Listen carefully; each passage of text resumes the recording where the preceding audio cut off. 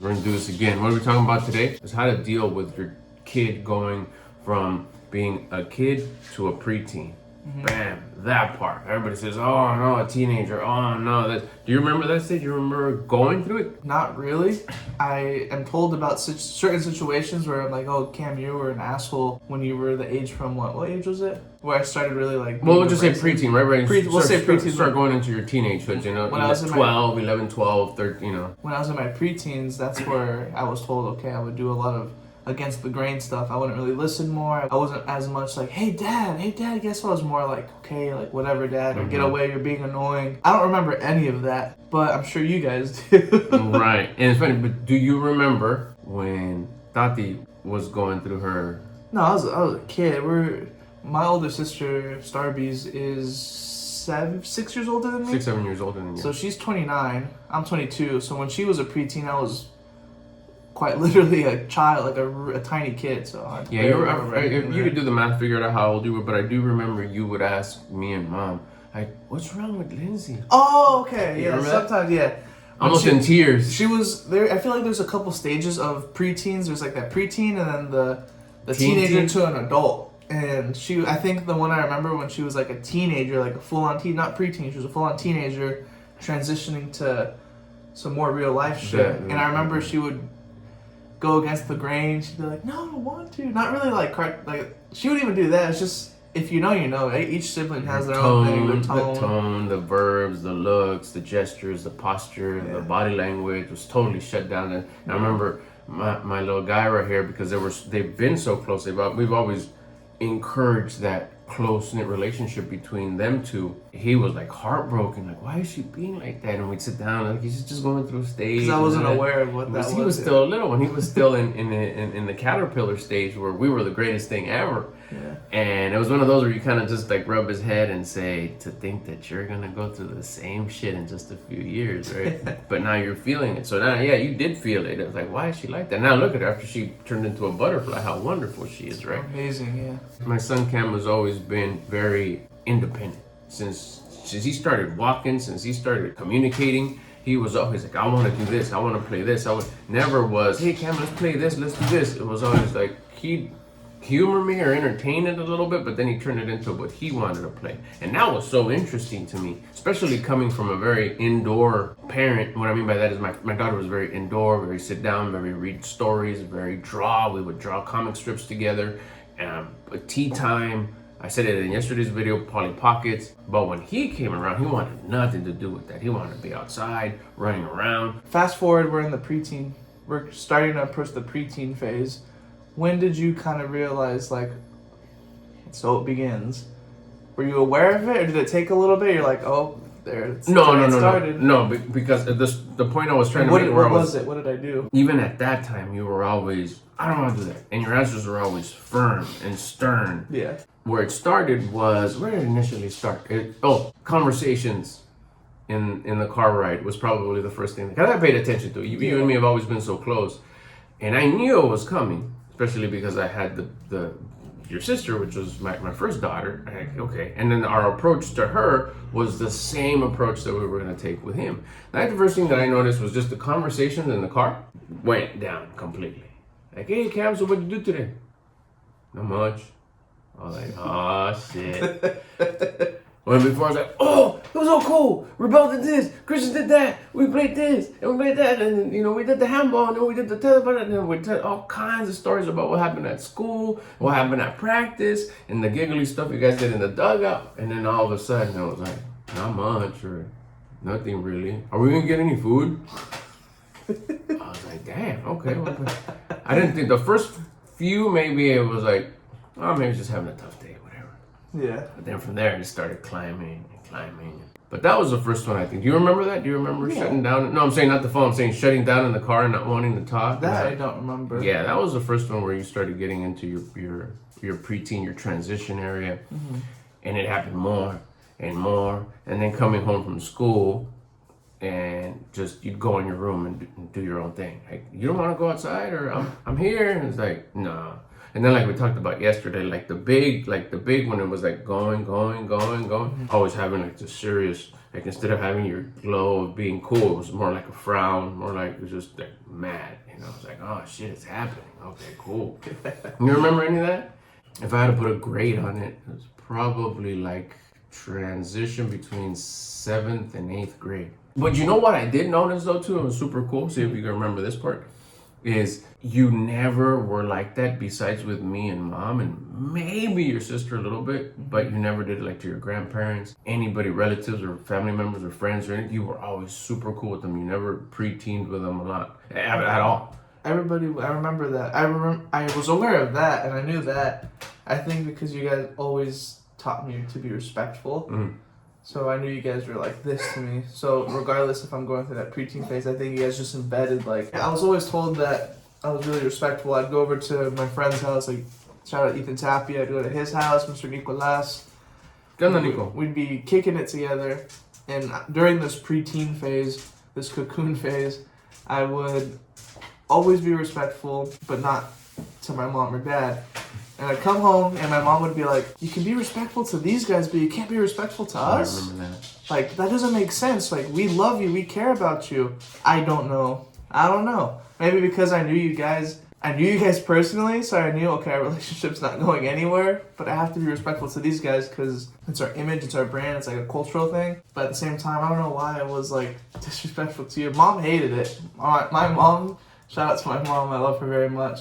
But that got under her skin where I could be respectful to like my teammates' parents or respectful to my classmates' parents or a random family.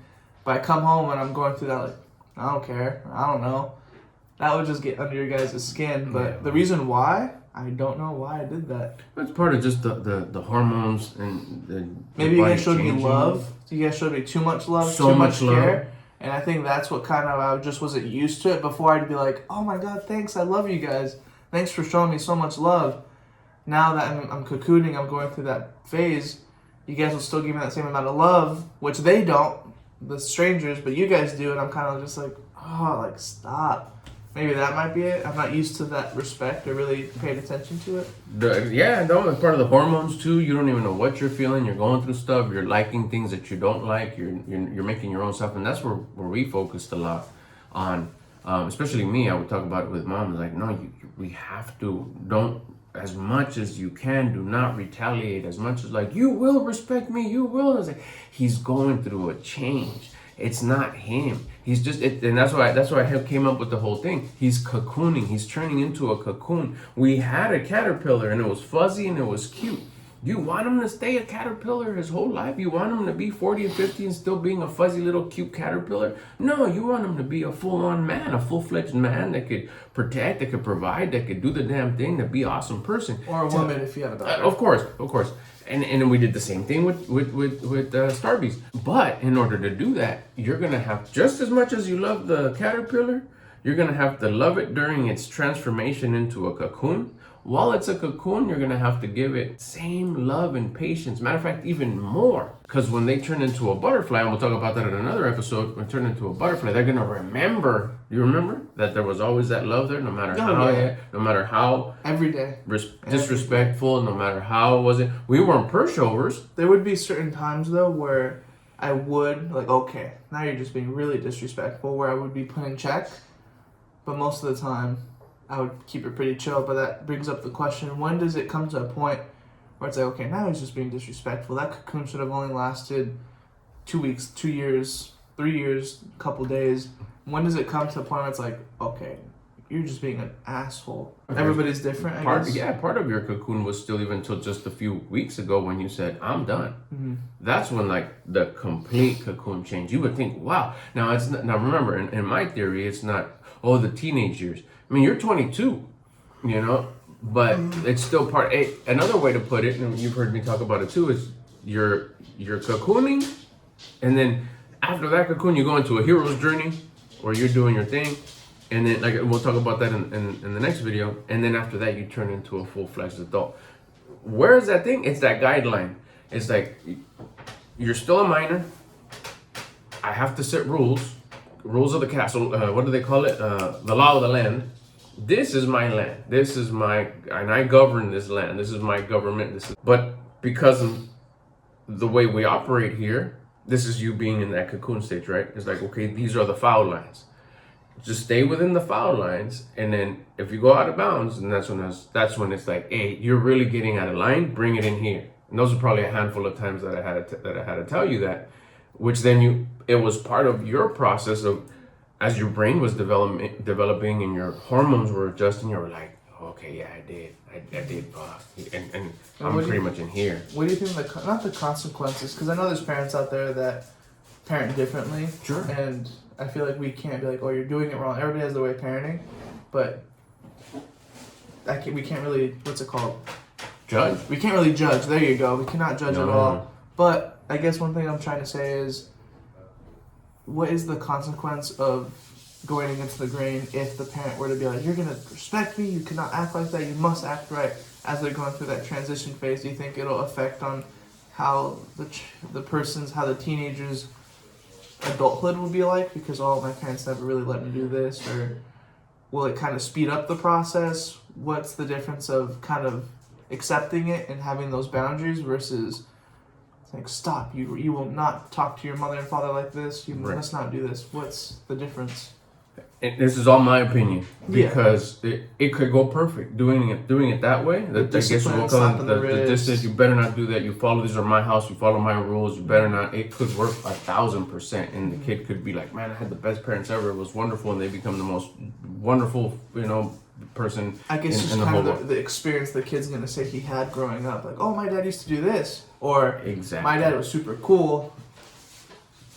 I crossed the limits, I crossed the foul lines myself a couple times, but the majority of the time he would always love me, he'd always respect me. Or like I said, you'd go the other option, oh, my dad, he hit me, he always did this. Is that just the difference of the experience the kid's going to tell his friends? Yeah, there is that element of, it may not work. My style may not work. Because the kids do tell, do tell, like if the parent's like, oh, my kid doesn't tell nobody, the kids do tell friends and other people outside of the family circle of, oh, my family raised me like this. Oh, when I was going through this, they raised me like this. And I always hear, oh, my dad hit me. My dad would put soap in my mouth. My dad would do this. What about you, Ken? Fuck, y'all would get that shit? Soap in the mouth. Here, so I'm like, oh, they put pepper. Yeah, pepper. And I'm over here like, yeah, no, my dad would still go outside and play catch with me. But there's just kind of like, do you want that experience for your child, or do you want the other where they brag about who got more discipline growing up? I guess that's the only difference. It still work. They're still amazing kids, maybe even better behavior than I am, but it's just more the experience of what they went through.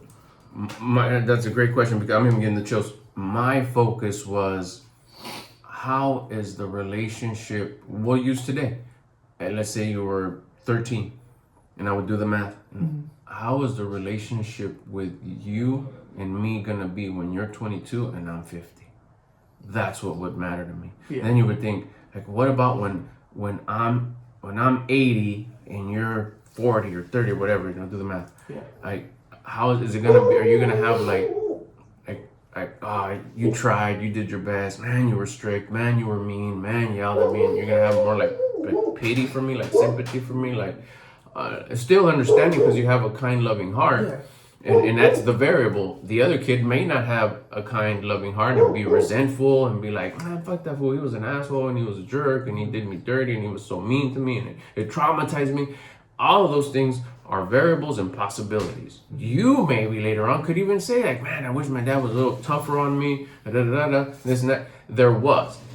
One thing that I want to make clear is, like, man, he was really lenient. He let him do it. No, I wasn't. I did have foul lines, and they were firm. And they didn't move, but they were pretty wide. And I was always watching, making sure that you weren't hurting or disrespecting yourself. That's a big one. You're always watching. And hurting or disrespecting others. And then I'll also sit there and say, yeah, but you're not watching all the time. That's true with any kid. Yeah. And that's true with any kid. We always look at yourself. My folks had lookouts in my neighborhood. They knew people in different parts of town, like, hey, Albert's over by your side, what's he doing? And then we used to have a neighbor back in the day that she knew everybody. And my mom wanted to know what I was up to, who I was with, what I was doing. She just needed to call next door, And that lady knew everybody. She knew who I was involved with, what I was doing, or at the very least, very close. And I still know that I got away with some stuff that nobody knew about. Yeah. You know, so anybody says, "Oh, I'm always watching my kid." No, come on. I'll turn to you as a parent and like, did you ever get stuff past your parents? And then they'll always just a big smile. Oh, I did. So you don't think your kids did? Every kid gets the stuff past parents. And again, that's when, for me, I would pray and say, hey, you know what? When I'm not watching him, when I can't be there, can you please make sure that he's taken care of and you're watching him? That's the prayer. That's the walk outside the door and the door shuts, and I would do the sign of the cross behind you saying, please take care of him. I think I know where he's going, but there is this disconnect of who knows where he's going. You know, at the end of the day, I hope and pray he comes back safe and he's not hurting himself or anybody else. So keeping that answering the question, staying on topic, is there were rules and regulations, but there was this openness, and more than anything, there was patience. It wouldn't nitpick you with all the little, in the cocooning part of things. With the hopes that I knew you were going to come out of this. You couldn't stay like this forever. Just like a cocoon is not going to stay a cocoon forever. Eventually, it is going to turn into a beautiful butterfly. And I would tell mom all the time, remember, I want them to come out and turn into butterflies and look back and say, wow, thank you for being so patient. Thank you for, like, oh, we used to get into these big ass fights when I was a teenager. No, I don't want not one fight. I don't want not one argument. I want just, wow, I have some understanding. And one thing I'll add to that too is like, why? Because you want a great relationship with your kids? One, yes. But two, I want to be the example. So if one day you guys decide to be parents, you're like, fuck, I'm going to go the hard way that my dad and my mom did, because it was pretty damn cool. Yeah. That was another thing that I don't think I ever shared with you. I was almost doing it for my grandkids. Yeah. You know, setting an example that you could do it this way. You don't have to. But this hard way of having a shitload of patience and a lot of love and understanding and being able to take, like, fuck, that one hurt. Because it hurt. Yeah, those comments would hurt. Those like, well, he doesn't want to talk to my best pal, doesn't want to hang out with me no more. Like, fuck. Not in the throat. And like, fuck, what do I do now? Shit, I changed my whole life to hang out with you, and sold my business, started another one, closed that one, started another one. Yeah. And then all of a sudden you got into that quiet time of like figuring yourself out and getting into like, I don't want to talk, I don't want to do nothing, just want to be my friend. Oh, don't let the video games come into this picture. We talked about it yesterday. Because after that, it was over. Cam was gone. Yeah. That was the biggest cocoon part. And it was just patience in the sense of don't take it to heart, the things you say, don't take it personally, don't take it, I don't know, that was a lengthy answer, but that was the answer. When did I see it happening? How did I deal with it? Like that, just patience and a lot of love, and with that hope. Crazy. Yeah, makes sense. You don't remember any of it? You don't remember like, you ever ask yourself? Like, why am I acting like this? Yeah, as I got older, like a year ago. But not like in the mix of 13, 12, 13, 14? When I was 12, 13, 14, I just wanted to do what I wanted to do, and I didn't really care. It sounds bad, but maybe if you look back, like, I don't care what my parents say, I want to do what I want to do. Everybody says that. That's pretty much what I was saying. I wasn't like, I wonder, like, how that made them feel. I didn't care. No. If I didn't get to do what I wanted to do, I'd get mad at you guys. Or if I got to do what I got to do, see you guys later. I just cared about myself. There you go. That's all it was. There you go. And the biggest thing is just remembering yourself. I would tell your mom all the time, you remember being like this. Everybody went through that. Everybody. What would you get? Well, I'd get in trouble. I'd get yelled at. I'd get punished. I'd get yelled at. My parents were a lot more strict than my wife's parents were. Like, I could say the wrong thing. Yeah. Don't say those words. Don't say this. This is like, gosh, and I was already going through that hormonal thing. It was like, I just want to express myself, right? Yeah. Which is like, it's like, do you want that tension? I would tell my wife, I tell your mom, you want that tension between you and the kids? Because it was the same with her. It was the same with Starbucks. Mm-hmm. Or do you just kind of want them like, yeah, let it out. Let it out. That way, once you're past this, you can't like have it bottled up and want to do it later. It's like, oh yeah, I was like that. And it's like, oh, what they do to you? Kind of like with your friends. Yeah, what your parents do to you? Nothing. Not that we ignored you or we didn't care. Yeah. We just made sure that we ordered a shit ton of patience. Yeah, that's the hard thing. I feel like a lot of parents don't have that patience, especially as the years go by. Parents nowadays, I feel like have less patience. Oh yeah, 100%. It is because it's entitlement. It's a level of entitlement. I want things to go my way. I feel like a lot of people had that patience because back in the day when your parents, I lost my train of thought. There goes that. I literally lost my train of thought. Oh, there goes that. It was strict. It was work more. It was. Oh God, I put a lot of attention into that. Is like the food was cleaner then. The diets were better. The food was cleaner. There was less chemicals. There was less. Standard was organic. My mom and dad grew up on organic food. Vegetables and the meat that they would eat. It was farm raised. All they'd eat. There were no stressed out chickens. There was no stressed out. Everything would grow at its time and its season. Maybe you can edit this out. I just had a video idea. Sorry, for you and mom. You and mom could do talking about this. How maybe make the thumbnail like we wanted to parent our kids differently, or how you wanted to parent like this. I'm not saying this is what you did, but just kind of brainstorm. I want to discipline them like this and hit them and make sure they do what they want to do, and we're going to make them go to school, we're going to make them do this. But you also wanted, for example, to not hit them. You want to show them love, show them patience, and how you guys came together as a team and we're going to do this. That'd be That's a great video. Yeah. You can pause that or edit that out, but I thought I'm going to forget by the end of the video. But I think you and mom can make a good video about that. Just kind of to the new parents coming out there. Kids are being born every day. That video can be always recycled for new parents every single day. That's true. How to figure out or how we parented our kid when we both had different views on how they wanted to grow up or something like that. That'd be a good video. All right, let's stay on. No, that's cool. I'm glad you said that. A good video. And it's okay. So let's stay on topic. What was it? Or how to deal with it. So the biggest thing is patience, and the best way to get patience, to build patience, is to put yourself through impatient situations, such as my kid's gonna go through his preteen years. Perfect opportunity to build patience by dealing with it, by enduring it, by not taking it to heart, by knowing that you do have rules and regulations of your land, of your house, of how you're not gonna do, what is it? You're not gonna shit on the table. But at the same time, if you want to sit there and be pouty and not conversate, I'm not going to make you conversate. I'm not going to make it awkward. I'm not going to ruin it for everybody else. Mm-hmm.